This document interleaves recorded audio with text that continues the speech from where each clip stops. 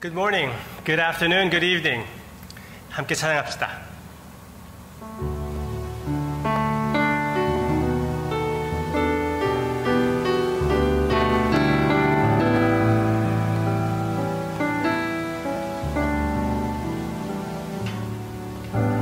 예수 가장 귀한 그 이름 예수 언제나 기도 들으사 오 예수 나의 손 잡아주시는 가장 귀한 그 이름 예수 찬양하기 원하네 예수 전과 나중 되시는 오 예수 날 위해 고통당하신 가장 귀한 그 이름 예수 왕의 왕이 되신 주 예수 당신의 끝없는 사랑 오 예수 목소리 높여 찬양해 가장 귀한 그 이름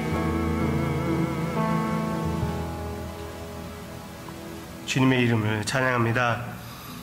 주님의 신실하심을 의지합니다. 우리의 연약함을 고백합니다. 빈손으로 주님 앞에 나아갈 때 주님으로 우리의 손을 채워 주시옵소서. 아버지께서 역사해 주시옵소서. 성령님으로 채워 주시옵소서. 예수님의 이름으로 기도합니다. 아멘. 하나님의 본심이 무엇일까요? 하나님의 본심은 무엇일까요? 그것을 잘 한마디로 표현한다면, 한 단어로 표현한다면 전에 말씀드렸던 헤셋이라고 하고 싶습니다. 헤셋, 하나님의 인자하심. 하나님의 인자하심.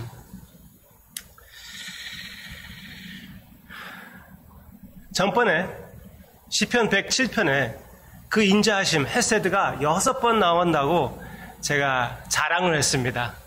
얼마나 귀한 시편인지. 예, 맞아요. 귀하지요. 그리고 그 헤세드의 주제가 성경 전체에 나오고 있고 하나님이 사랑이시다라고 할 때도 역시 하나님의 헤세드를 얘기하는 것이라고 말할 수도 있습니다. 그런데 시편 107편에 6번 나오는 헤세드가 시편 136편에는 26번 나오고 있습니다. 시편 107편에서는 6편, 시편 136편에서는 26번 나오고 있어요. 시편 136편 1절 여호와께 감사하라 그는 선하시며 그의 인자하심이 영원함이로다. 그 인자하심이 영원함이로다. 히브리어에서는 한 단어입니다. 영원한 하나님의 인자하심이 한 단어, 헤세드, 헤세드를 얘기하고 있습니다. 그게 26절까지 있고 계속 반복되는 그 인자하심이 영원함이로다. 그렇게 나오고 있습니다. 너무나 귀한 것입니다. 분명히 하나님의 본심은 인자하심, 사랑입니다. 시편 136편에서는 그 사랑으로 모든 창조를 만드셨습니다. 예수님께서 이 모든 것을 창조하실 때 사랑으로 하셨다고 여러분들 믿으시기를 바랍니다. 이 창조는 사랑으로 만들어진 것입니다. 하나님의 인자하심으로, 하나님의 영원한 헤세드로 지음을 받은 이 세계에 우리가 살고 있습니다. 그리고 그 다음 쭉 나오는 내용을 보면은 애굽에서 나오게끔 하나님께서 역사하신 그 구원 역사를 표현하며 하나님의 인자하심이 거기에서 나타났다고 얘기해주고 있습니다. 애굽에서 나오게 해주신 것은 그 노예 생활에서 하나님께서 인도해 주신 것은 그것은 바로 우리를 죄에서 구원해 주신 예수님의 십자가의 그림자입니다. 출애굽은 애굽에서 나오는 그 모습은 성경에서 계속 사용되는 그런 주제인데 그 반복되는 이 주제의 참된 의미는 바로 십자가의 구원이라는 것 믿으시기를 바랍니다. 우리는 그 참 의미를 받았습니다. 여기에 나오는 사람들이 하나님의 인자하심이 영원하다고 할 수가 있다면 우리는 더욱 더 하나님의 인자하심을 선포할 이유가 있다는 것을 우리 기억할 필요가 있습니다. 하나님의 인자하심이 이런 구원을 통하여 나타나고 있는데 애굽을 저주하실 때 그리고 그 주변에 있었던 왕들과 그 왕국들을 하나님께서 저주하실 때 그랬을 때 하나님의 인자하심, 하나님의 헤세드가 우리를 향한 하나님의 사랑이 나타났다고 분명히 얘기해 주고 있습니다. 그리고 아름답게 분명히 멋있게 나타났습니다. 그렇지만 그 사랑의 표현 가운데에 하나님의 분노가 있거든요. 분명히 분노가 있습니다. 죄에 대한 분노, 하나님의 백성들을 공격하는 그 원수들에 대한 그 분노, 하나님의 열심이 있다는 것입니다. 어떤 사람들은 이것을 보고 사랑이신 하나님이 어떻게 이렇게 분노할 수가 있고 원수들을 몰살시킬 수가 있느냐, 그건 좀 모순된 것이 아니냐 물어볼 수가 있는데 저는 한 몇 가지를 말씀드리고 싶어요. 일단 하나님의 분노하심, 그리고 하나님의 훈계, 하나님의 자녀들을 교육시키는 것도 하나님의 사랑으로 나온다는 것, 하나님의 사랑으로 인하여 나오는 것이지 하나님의 본심은 아니라는 것입니다. 하나님의 본심으로부터 나오는 것이 하나님이 자녀들을 훈련시켜 주시는 것이고 하나님의 본심으로부터 나오는 것이 악에 대한 하나님의 분노함입니다. 사랑의 하나님이 어떻게 분노할 수가 있냐고요? 저는 이렇게 대답하고 싶습니다. 악한 세상을 바라보시는 사랑이신 하나님이 어떻게 분노하지 않을 수가 있습니까? 당연히 마땅히 거룩하시고 사랑이신 하나님은 그런 하나님이라면은, 그런 하나님이거든요. 그런 하나님이라면은 분명히 분노하셔야 됩니다. 그래야지 모순이 없는 것이에요. Alright. 마지막으로 강조해드리고 싶은 것은 그 분노 그리고 훈계도 하나님의 본심이 아니고 헤세드가 하나님의 본심이라는 것입니다. 에스겔 33장 11절에서는 하나님께서 이렇게 말씀하십니다. 주 여호와의 말씀이니라. 나의 삶을 두고 맹세하노니, 하나님께서 맹세하시는 것이에요. 나는 악인이 죽는 것을 기뻐하지 아니하고 악인이 그의 길에서 돌이켜 떠나 사는 것을 기뻐하노라. 하나님은 악인을 저주할 때 영광을 받으십니다. 하나님의 의의가 나타나거든요. 그렇지만 더욱 원하시는 것은 그 악인이 회개하고 돌이켜 주님께 오는 것입니다. 사랑을 베푸는 것, 긍휼을 베푸는 것을 하나님께서 더 원하시고 그것을 하나님께서 기뻐하신다는 것이에요. 왜? 하나님의 본심에 그것이 맞기 때문에, 하나님의 헤세드에 그것이 맞기 때문에. 한 구절 더 보겠습니다. 하나님이 하나님의 자녀들을 대할 때, 훈계하실 때 그것도 역시 하나님의 본심이 아니라는 것은 예레미야 애가 3장 33절.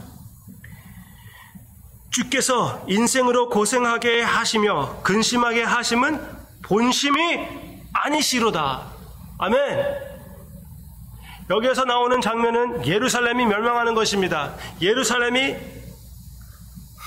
자기의 인생이 고생으로 느껴지는, 많은 고통을 당하는, 죽임을 당하기도 하고 굶주림을 당하기도 하고 너무나 힘든 상황인 예루살렘을 바라보며 예레미야가 우는 것이에요. 애가입니다. 그 가운데 그러나 기억하는 것은 하나님께서 이런 것을 허락하시고 이렇게 하는 것은 하나님의 본심은 아니라고. 하나님의 본심은 무엇입니까? 헤세드, 사랑이라는 것이에요. 결국은 하나님에는 영광, 하나님의 백성에게는 선을 이루어 주시는 하나님. 바로 십자가가 하나님의 헤세드의 아름다운 완벽한 표현이라는 것. 우리에게 잘 가르쳐 주고 있습니다. 헤세드가 가장 잘 표현되는 그 모습은 바로 예수님입니다. 그 헤세드를 영접하신 성도님, 아무리 상황이 어렵고 힘들다고 그래도 헤세드를 의지하고 다시 일어나 주님께 영광을 돌리는 우리가 되기를 바랍니다. 하나님의 본심은, 성도님을 바라보시는 하나님의 눈빛은, 그 본심은 저주가 아니에요. 훈계도 아닙니다. 헤세드입니다. 사랑이에요.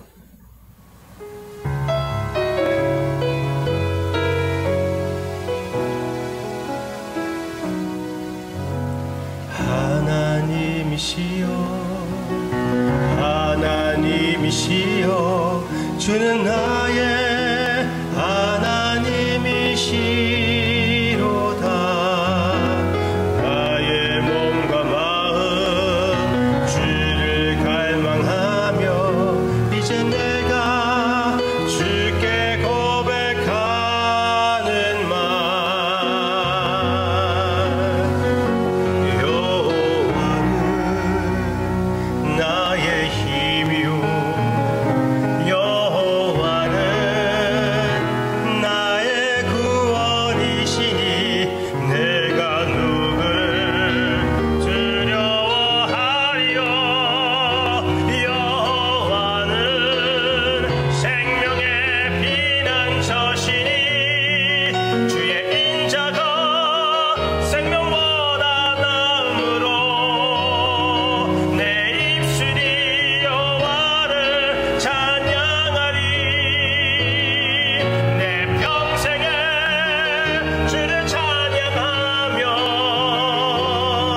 주의 이름으로 내 손 들리라. 주의 인자가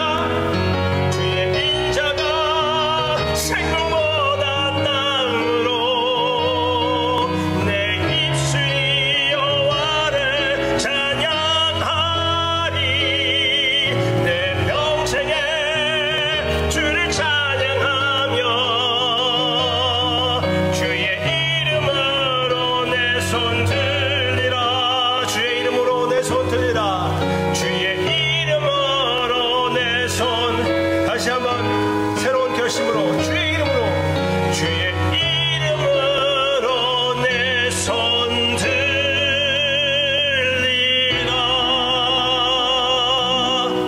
아멘.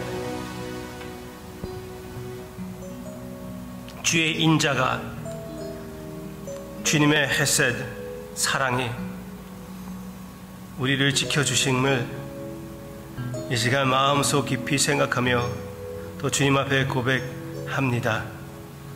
우리의 삶을 주님께 바침으로써, 주님 앞에 우리의 손을 들고 예배를 드림으로써